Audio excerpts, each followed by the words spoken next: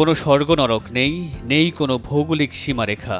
ক্ষুধা, দারিদ্র আর বিভেদের বাস্তবতায় দাঁড়িয়ে এমনই এক পৃথিবীর স্বপ্ন দেখিয়েছেন এক শিল্পী। অশান্তির পৃথিবীতে শান্তি ছিল যার আরাধ্য। 1940 সালের অক্টোবরে লিভারপুলের এক শিল্পী দম্পতির ঘরে জন্ম। 4 বছরের মাথায় বাবা মায়ের বিচ্ছেদে একা হয়ে যান লেনন।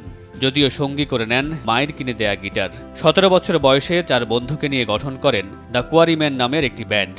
পরে দলটির নাম পাল্টে রাখা হয় দ্য বিটলস। গানে একদিকে যেমন নারীর অধিকার প্রতিষ্ঠার কথা বলেছেন, তেমনি বারবার প্রকাশ করেছেন নারীর প্রতি অকুণ্ঠ কৃতজ্ঞতা।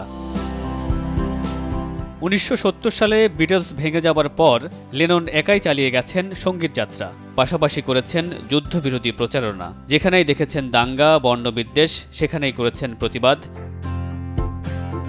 1975 সালে লেননের জন্মদিনে পৃথিবীর মুখ দেখে তার সন্তান সিন লেনন। সন্তান জন্মের পর সঙ্গীত থেকে বিরতি নেন এই শিল্পী। 5 বছর পর গানের জগতে ফিরে আসলেও সেই যাত্রা তার দীর্ঘ হয়নি। তাকে ছিনিয়ে নেয় আততায়ীর 4টি বুলেট।